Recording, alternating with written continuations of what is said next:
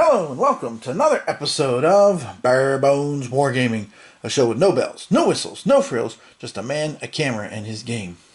This episode, which I'm going to call my Thanksgiving episode, because that's kind of what this is all about here today. As you can see, there's no game on the table, but some of the other videos I've done before about some of my favorite games, some of my favorite books on a topic, I thought I would go ahead and share a similar topic here today with Thanksgiving coming up, which technically where I live, it actually is Thanksgiving. It's after midnight at this point. I got to thinking about it for a couple of reasons today. One, somebody put up on a Board Game Geek a discussion thread. They're like, what game got you into the hobby or got you going? And when I really thought about it, as a kid I played Clue, Monopoly, like most of us, Risk. But what really got me going, for my 12th birthday, I received a copy of the Milton Bradley version of Axis and Allies, and that just blew my mind. I'll never forget that. Spent the whole night of my birthday party playing with my friends that came to the party, and we played the game till the wee hours of the morning. And I still have that copy, by the way, tucked away, and that just really got the ball rolling. So I also then thought about what books really had a big impact on me as a kid. Now, as a kid, I'm kind of defining that a little bit, maybe loosely, maybe not, like up through high school days. Because there are certain books that really started a jump-off point to various topics, getting deeper into them, learning more about them, triggering off all that interest. So I thought I would go ahead and just kind of share those with you. And I chose my 12 favorite. 12 because, like I said, for my 12th birthday I got Axis and Allies. And some of these books you may very well be familiar with. If you have any thoughts or memories about them yourself, feel free to share in the comments. So, in no particular order, although I will say the last batch of, let's see, 2, 4, 5. I'm going to say the last 5, the best 5 for last, I will say that. So I'm just going to show you each book, talk a little bit about it, what, impact it had for me, that kind of thing. So just sit back and enjoy. Alright, one of the books, because of course, from my earliest days, studying history, especially military history, which I've always been interested in. When I was in college, one of my first history classes, I told the professor, I said, I'm really interested in politics and military history. And my professor kind of looked around surreptitiously a little bit and was like, yeah, he says, I'm with you. I don't give a damn where people kept their sheep. I was like, well, okay. It's, my philosophy has always been, of course, that, who cares where the sheep were if you couldn't defend them, right? Somebody come and take your sheep, what difference does it make? Anyway, so I really started out early on, especially learning about World War II. And I think a lot of folks my age group, which I'm turning 49 here next week, did because of the immediacy of it. There was still, when I was growing up, there was still lots of commemorations, memorials and things, lots of veterans who were still fairly young, all that kind of stuff. But other wars of America, I didn't pay a whole lot of attention to. Eventually, I did start to get into some of them. And one of the first books that really introduced me to what, of course, is usually called the Forgotten War was this one here, John Toland's Immortal Combat, which I bought with a gift certificate. Oh, gosh. This was toward the end of high school. I want to say about 1989 or so, 1990. I really enjoyed this. I really liked the overview of it. It was very interesting. I liked how he weaved things together, and it really opened my eyes about, what Korea was really about. Because before that, I'd read maybe a light book about it, or part of a book about it, but this one really opened my eyes to everything that went on, gave a context with the Cold War, which of course, as a child of the Cold War, growing up toward the end of it and stuff, a lot of the early events, really didn't have any relevancy to me. I didn't have any memories of them and such. So this book really opened my eyes about what the Korean War was and what went down with it, so to speak, and how it all kind of played out. And again, really well written.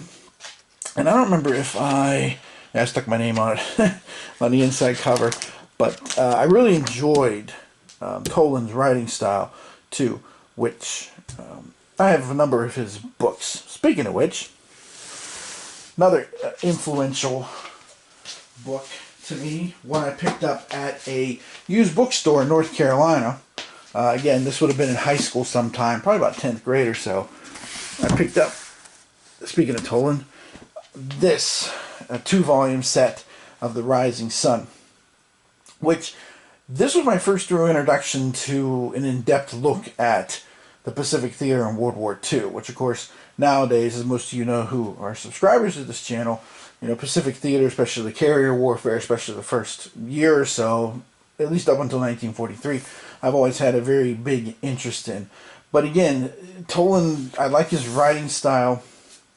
I enjoyed these 2 volumes. I learned a lot of things I had no background knowledge at all about. And again, it was kind of a springboard. I still remember from these books one of the stories about a Japanese pilot who was flying down from Rabaul to the Solomons, and he got shot. He got hit in the head, actually. And he would start to black out. And every time he would black out, he would take his hand and smack himself on the head where the wound was. So he would, you know, perk up again. The pain would shoot through. And he managed to fly all the way back to Rabaul. So I was like, holy smoke. You know, those kind of things. The assassination on the one prime minister where they, you know, the army guys that were involved in that coup, they stabbed him and then they apologized to his wife for, you know, making a mess. I mean, which, you know, so I was like, again, story that still sticks with me. I was kind of like, what? But again, this was my first in-depth introduction to the Pacific Theater, and I enjoyed it a lot. As you can see, I still have those particular volumes from way back when. Another book that had a big impact on me, and this was toward the end of high school, because I had stumbled across, I guess stumble maybe is a good word, kind of peripherally, this individual who today now is one of the more interesting individuals that I enjoy still studying about, Frederick the Great. This book was a good overview of him. It was a good intro to his military campaigns. There's not a whole lot of meat. There's some decent maps. But this is more about, you know, who Frederick was. It is truly more of a biography, but it had a nice intro to it, and it was a good springboard for me. Also a good biography too, because I hadn't really read a whole lot of biographies up until then. Biography was something that just didn't really interest me a whole lot. I was more interested in the actual combat itself and the warfare itself. And this, of course, opened up a whole venue of things that, you know, I didn't know a whole lot about. Of course, growing up here in America, we know all about the French and Indian War, Bushy Run battlefield, not too far from where I grew up. But, you know, the European side of it, hardly ever touched on, as far as, you know, school went and stuff. So this book was eye-opening for that, too, because, again, it opened up a whole venue that I had no idea existed. And again, it's a very well-written book. It's a tad heavy on some of Frederick's personal life stuff, but overall, I think it's well worth the read. I think it paints a good picture of a very complex individual, of an individual who, in my opinion, does truly deserve the title of enlightened despot, because on the one hand, he was a very hard individual, but on the other hand, I mean, he was a very cultured individual too. It's very interesting to kind of really take an in-depth look at Frederick. But this was the first book that really introduced me to the 7 Years' War in Europe, introduced me to Frederick the Great, and introduced me basically to German history that happened prior to, really, to be honest, World War II, because I knew a little bit about World War I, but not a whole lot. I knew the basics, and I had read a few books on the basics. But prior to that, I didn't know much about, you know, how Prussia came, you know, Prussia eventually turned into Germany and all that stuff. So this book kind of gave the springboard for all of that, and for that entire time period, which again, today, I still enjoy studying and reading about Frederick. I actually picked up Hold the Line, Frederick's War recently, and kind of been messing around with those battles. So So this book was very interesting from that perspective. Now, got to talk a little bit, of course, about the Eastern Front.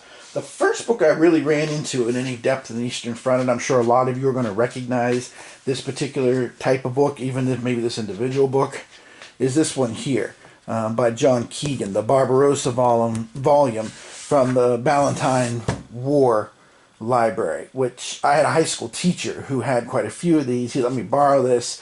And again, this one had so much depth compared to anything else I had read in some of my general histories of World War II that it was a springboard. It was mind-blowing. I had no idea the depth and stuff that went with it. And of course, as a teenager, all the information, and again, if you know this series, and I'm sure most of you probably do, between the pictures and all the text and information there was, it just really was my first real deep step into what has now turned into a lifelong study, particularly of the Barbarossa campaign. And it was it was eye-opening. It was influential for me, even with Keegan's style, who I find him a bit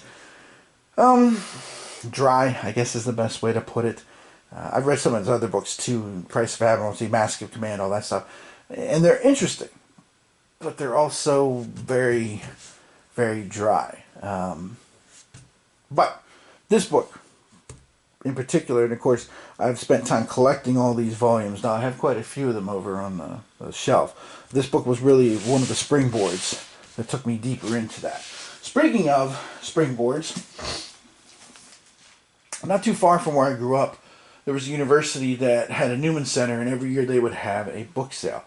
And the books were ridiculously cheap. There were such a wide variety of books. One year I picked up a biography of Garry Kasparov, the 13th world chess champion, that was actually printed in the Soviet Union, which was super cool. And I got it for like 50 cents, which is, of course, ridiculous as price-wise. But one of the books I picked up was this one. Now, I know that, today there's lots of issues with the book and stuff.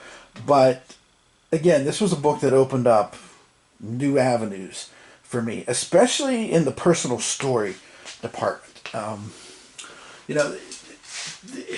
The writing style is very good. Even if, you can have discussions and debates on accuracy and how things are portrayed, which I think are all valid, by the way. But, the stories, even if some of them aren't true, which, I think some of the big picture stuff is clearly skewed. But some of the personal stories, some of the smaller stories, I have not been able to, and if you want to comment in the comments section, you can. I haven't found anything where the veracity is in question. But it's kind of strange stuff. It's kind of stuff you can't make up.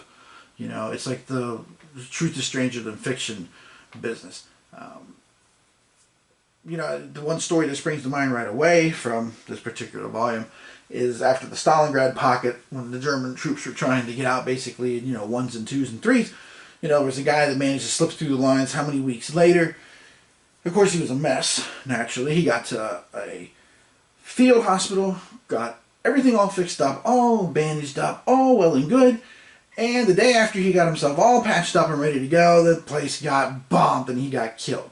Which, again, is a story that sticks out because it's like, can you even imagine doing something like that, going all that way, and then, bam, look how it ended up. It'd be like, I made it. No, you didn't. It's kind of like the end of a horror movie, really, when you think about it. Like Friday the 13th, the first one, if you think of it that way. But this was a book that really showed a lot of personal stories. And again, continued my early education on the Eastern Front. And of course, you can see this is a very well-worn, loved copy, former library copy, that I've kept all these years. Some of these books I keep sentimental. Some of them I still refer to. Like I was just looking at the Frederick the Great one the other day. But again, it was one of those things that they just really see. You can see this falling apart. The spine is broken.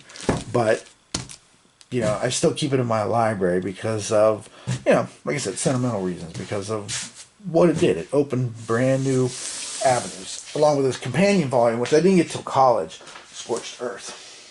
Speaking of books along those lines, this one I stumbled across late in high school, Enemy at the Gates by William Craig. And again, I know from discussion and things there's some issues and such, but again, it was my intro to Stalingrad. Didn't know much about it. It was very well written. It's very interesting. Some of the stories I know are questioned and such, but a lot of it still seems to hold up over time. Although I have to admit, I haven't touched the book in, I don't know, 20 years or so, I suppose. At least 20 years. That's probably a good assessment. Yeah, right around 2000. That's probably about right. But again, it was one of those books that, you open that avenue, and then I began to dig deeper. It was one of the first books, too, that I really kind of learned the lesson of really looking at the bibliography and using that as a way to discover more books, which, by the way, got to be extremely costly in some manners, and a manner of speaking. My mother always used to say that I I had more books than some small town libraries, which could be true. Even today I have, well, let's not get into that. But anyway, quite a bit of that.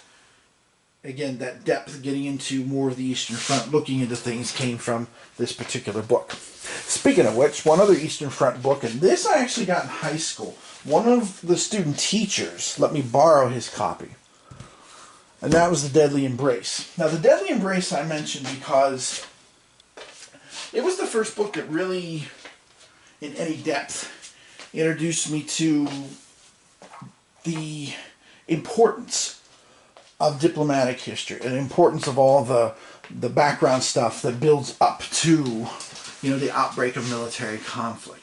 And actually, I spent a lot of time with my master's degree that I got in international relations, looking at, diplomatic maneuvering, political, geopolitical stuff. But again, the book is a very good read. It was a lot of fun to read.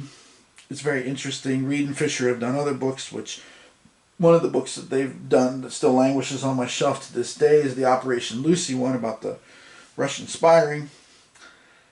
But again, this one was a big thing for me because it opened that doorway and made me kind of take a step back and say, there's a lot more going on here besides the military aspect of things. There's all the politics and the diplomacy, which can be as important or even more important in some cases than the actual military conflict itself. So, Deadly Embrace, which I have enjoyed. I haven't read again in years, but it was seminal, if you will. Alright, now we get down to the big guns. The biggest of the big guns. Early years here. Going backwards. Now, myself, all my life, I've been a Byzantine Catholic. And being interested in that when I was in junior high, first started high school, 7th grade, so we're talking.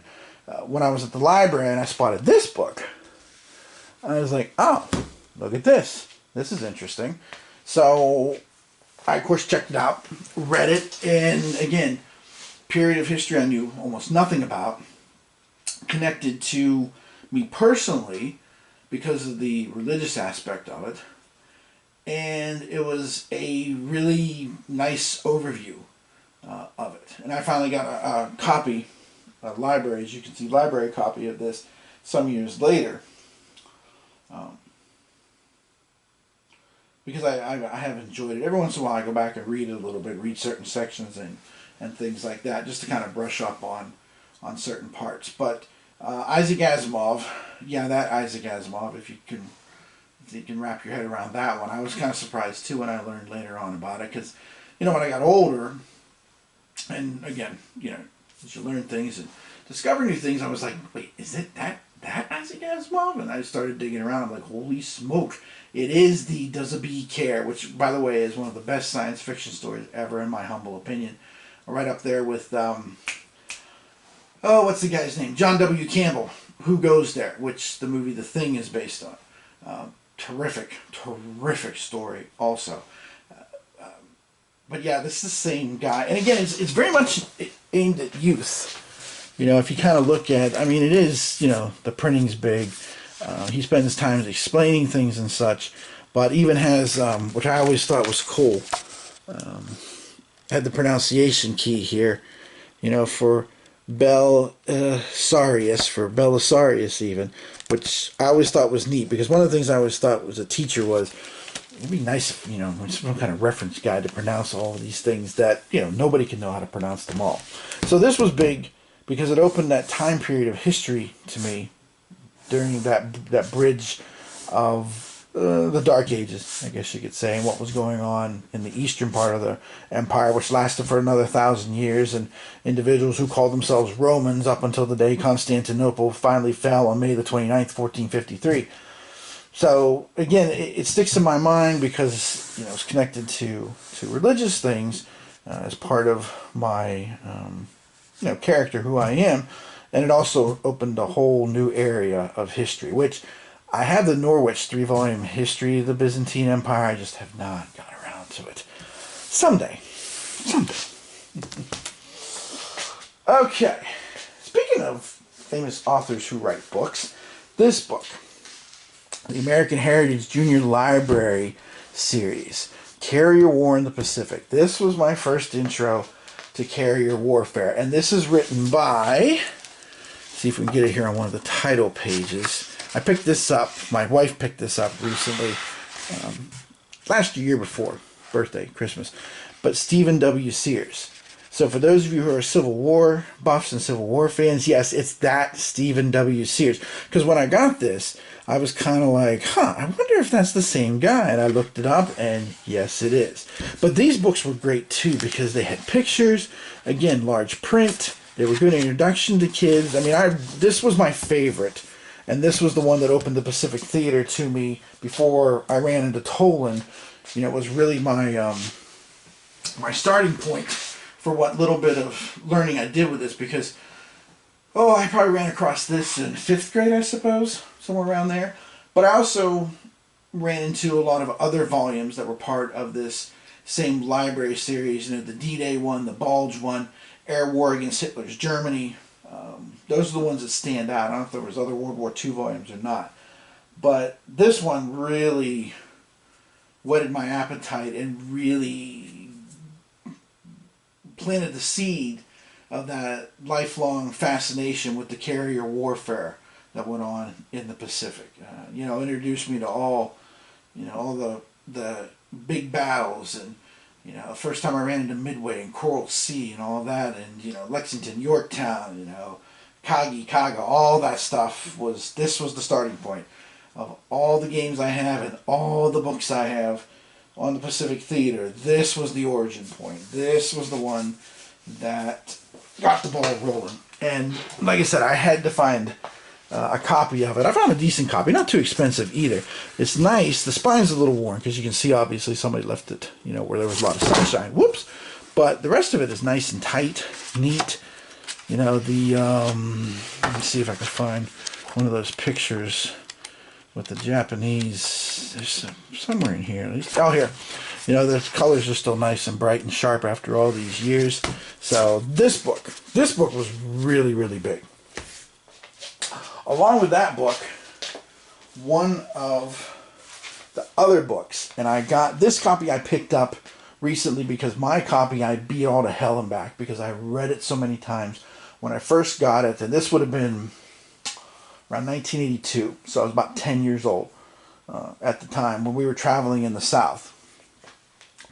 And that's The Golden Book of the Civil War. Now this one I picked up at a bookshop in North Carolina a few years back. It's a nice copy, nice tight binding, which is hard to find.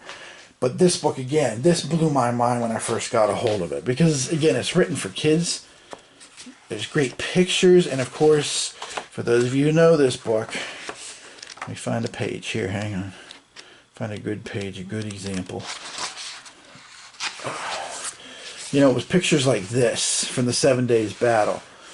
You know, shown with all the little men, you know, moving around and stuff, and with the numbers that match the things, talking about the battles.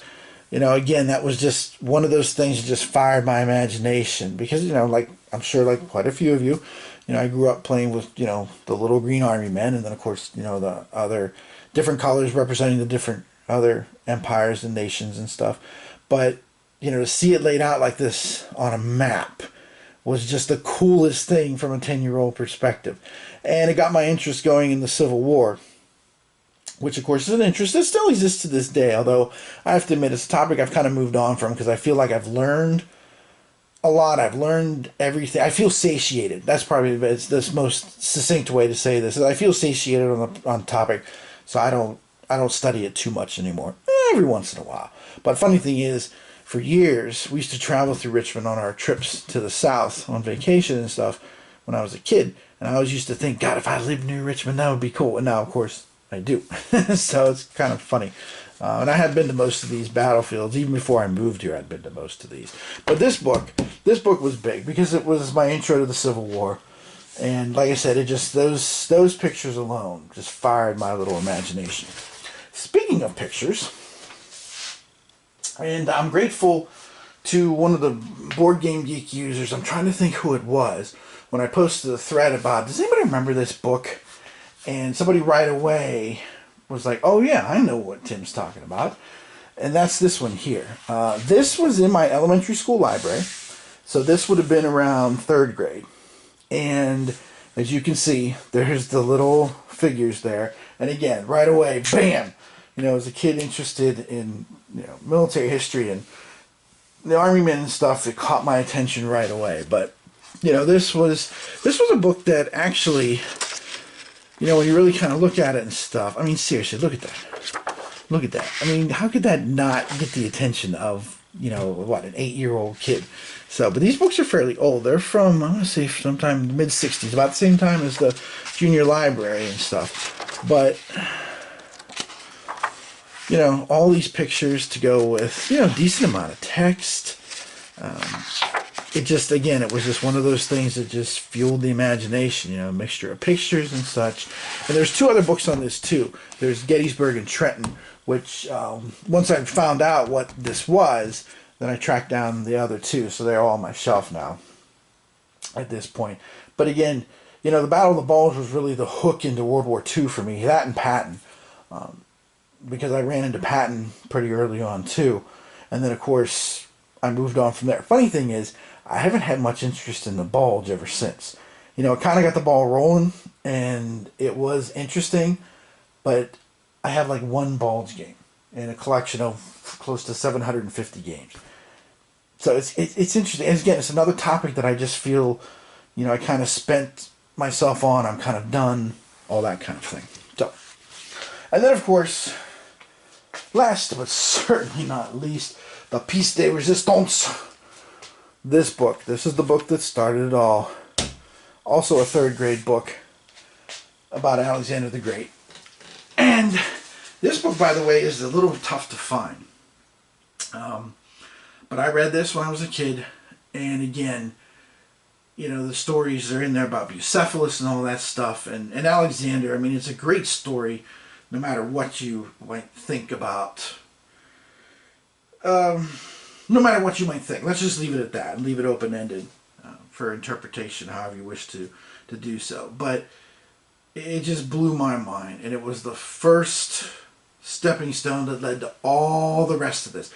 Everything in this room, all the books, all the games, all of that started right here with this book in front of me. Now, how did I manage to get a copy?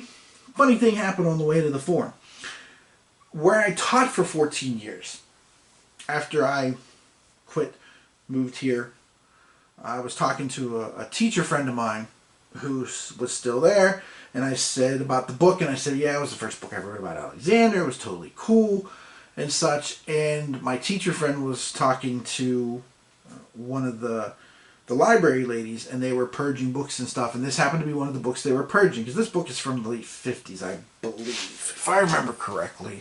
I want to say the copyright on this is 58, 59 maybe. Let's see.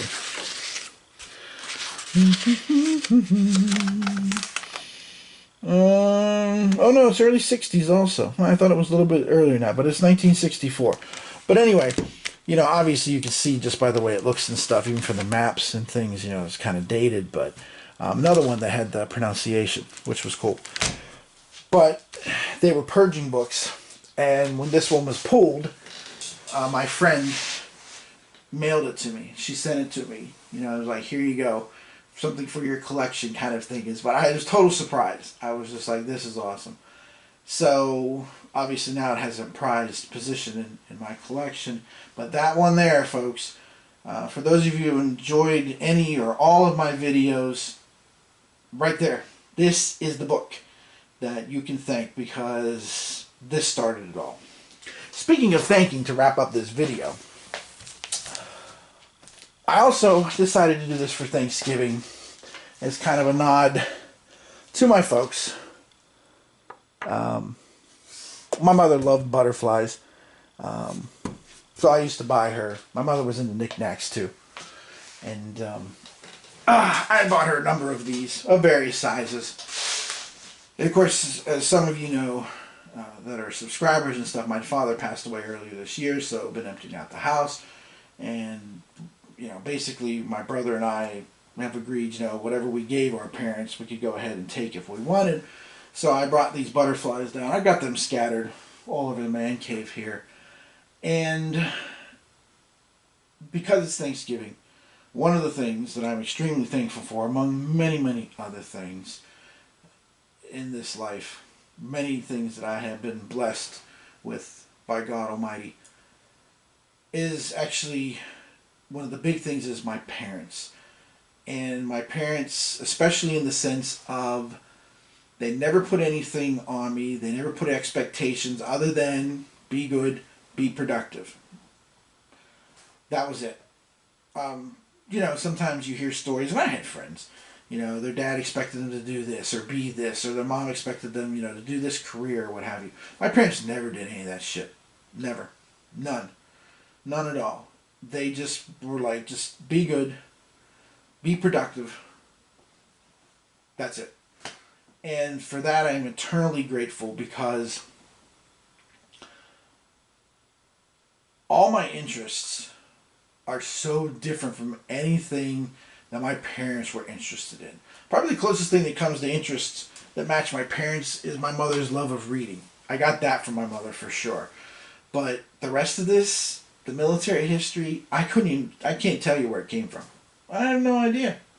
My best friend Lance says he always thinks that people come with a little bit of, like, you know, pre-programming, or, you know, like, say in the old days with computers, some software already loaded, right? And now that I have boys of my own, I think to a certain extent he's right about that.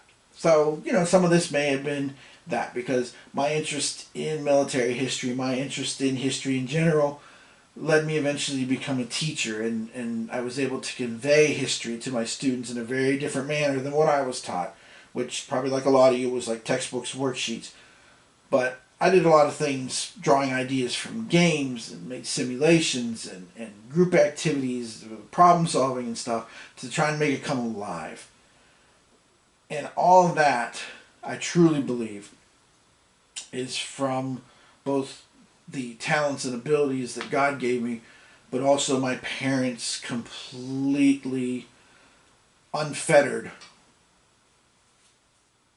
I'm trying to think of, that's the best way I want to put it, but they're not putting any expectations on me at all, as far as what I would do, what I'd be interested in, what activities I would do. You know, my old man was a hunter, and when I got to be 12, which of course you can get your hunting license and all that stuff, you know, I mean, he was a little disappointed that I didn't do it, but he didn't say anything. He didn't argue about it. He didn't berate me, didn't guilt trip me, nothing. And then eventually, you know, some years later, I got interested in doing some of it and stuff. And of course, you know, he was very enthusiastic about teaching me what he knew.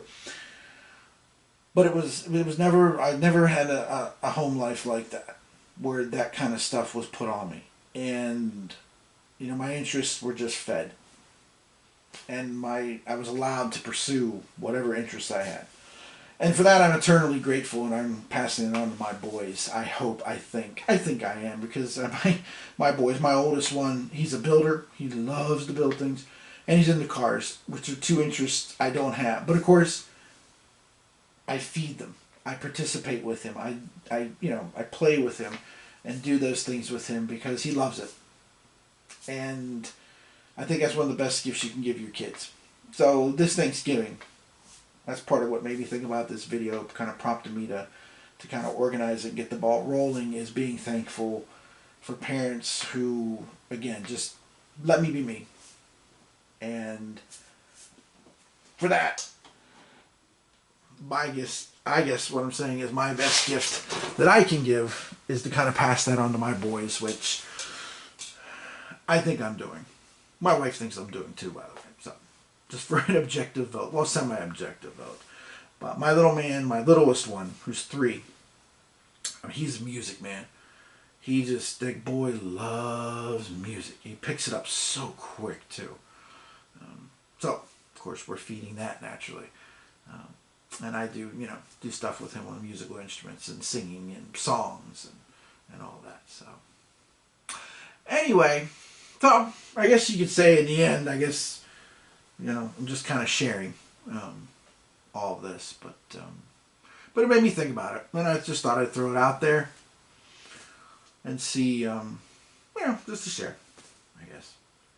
So anyway, I hope all of you in the United States have a good Thanksgiving. For those of you around I'm starting to slow down here.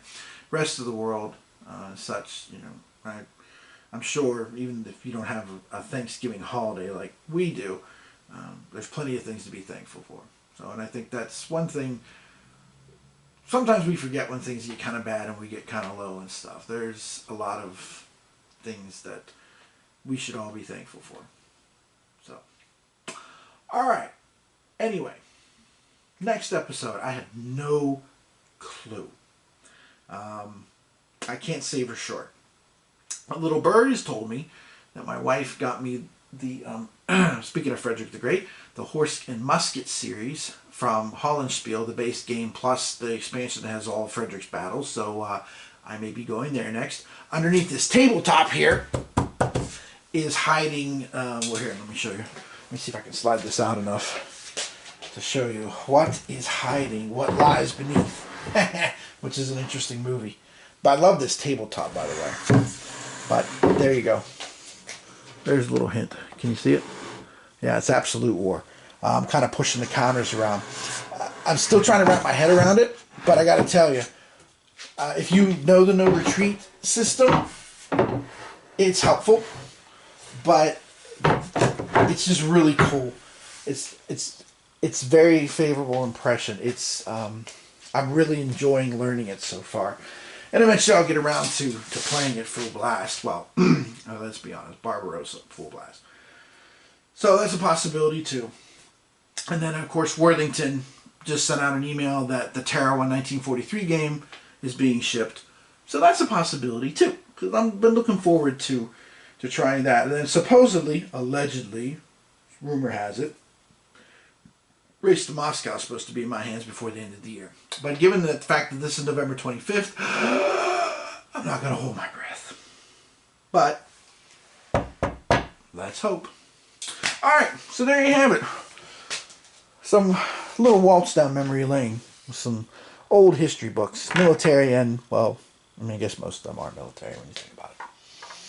Alright, as always, this is Tim Korchmay from Barebones Wargaming, saying thanks for watching, and I will see you again next time from, who knows. If I learn the Horse and Musket fast enough and feel comfortable with it, Luthen is coming up. Battle Luthen, December 5th, if memory serves. So maybe I'll do that. We'll see. But I will try to get a playthrough up and running again sometime soon. As always, thanks for watching. See you next time.